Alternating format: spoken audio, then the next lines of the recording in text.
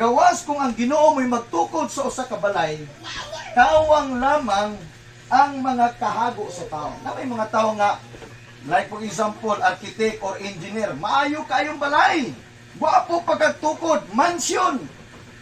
Pero kung dili nimo i-recognize ang Ginoo nga siya'y tag-iana, nga siya'y source ana, nga siya'y nagpanalangin ana, bisa pag unsa ka sikat nagpuyo diya, nagyapoy na daghang problema sunod, hawang ilang pagbati, ang naa silang una na perminti, mamatay ko no, asa ka ko padulong. Hanuman, wala sila assurance sa kinabuhi. Ang tendency diya, bisa pag mansion imong balay, pero gubot diya pong nagpuyo diha. Mga ginikanan, problematic yapon nga naman, nalulong sa druga ilang mga anak. Dili garantiya, bisa pag unsa kagwapo imong balay, pero kung way kalinaw, walay kalipay diya sa sulod, kawang ug hawang ang tanan. Now, ambot pasabot nako, magdidikit mo tagbalay. Karon pa lang daan, kay puy naman nila ni auntie, hantod sa hantod, hantod mo balik ang Ginoo. Amen? Atong ilhon ang Ginoo nga kauban nato siya. Kada may pinakasimple. Bisan pag unsa ka dako imong balay, unsa ka simple imong balay, unsa ka gamay imong balay, importante i-recognize ang Ginoo nga siya'y source ana. Amen. Nga siya'y tinubdang. Ang word nga Abba or Father, source and sustainer. Meaning ang amahan nato nga Dios atong gilha nga siya mo'y atong amahan nga kauban nato, nga nag-provide ani, nga nagpanalangin ani. Ato siyang i-recognize. May the word nga Abba sa Greek word meaning source and sustainer. Gi-recognize na itong Ginoo nga siya'y source, siya'y tag-iya. Ang iyang gitawag nga ownership, ato siyang gipasidunggan. Lord, salamat na kini nga balit pa ni Malay, gihatag nimo. Amen? Naay pinasahi kung ang balay, kauban na ito ang Ginoo. Bisan pag magbagyo, naagi pa po ang Ginoo.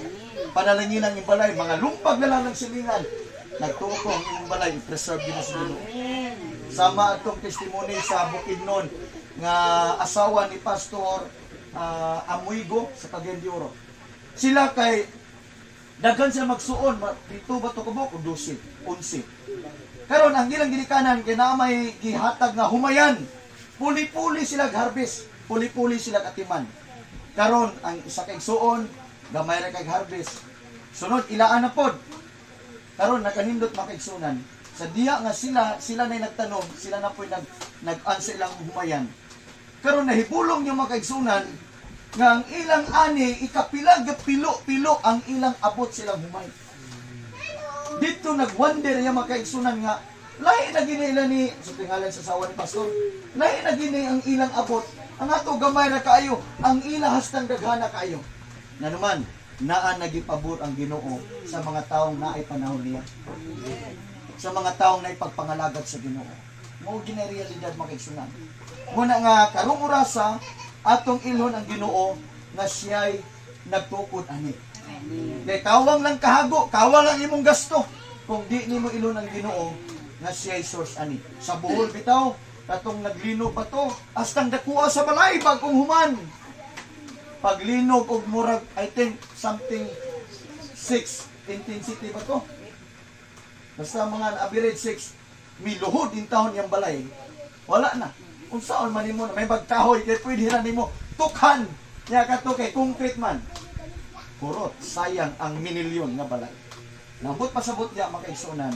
Naamang gali trahedya pero naagi pinasahit nga grasya ang Ginoo nato. So matoy pa diri kawang ang balay gawas kung siya magtukod. Kawang pod ang seguridad sa tibok syudad kung dili ang Ginoo nato ilon nga magbalantay. Bisa pagdagang sundalo, bisa pagdagang security, pero kung dili galing Ginoo mo laban nimo, walay mahimo ang magbalantay.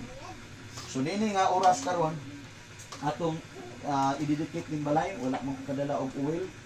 So anyway, ato ra ning ididikit sa Ginoo by prayers, ilihans nato ang mga poste. So corner to corner ato ni ihalad sa Ginoo. Sa una lahi man uyugon man dang balay. Kasi tawag sa mga gani magpuyog. Oh. Puso. Uyugon pala nato, di pa lang nangatarong og andiya pagpulo. So anyway, abot pasabot nga ato ni ihalad sa Ginoo. Ato isang pasalamatan nga tinintanan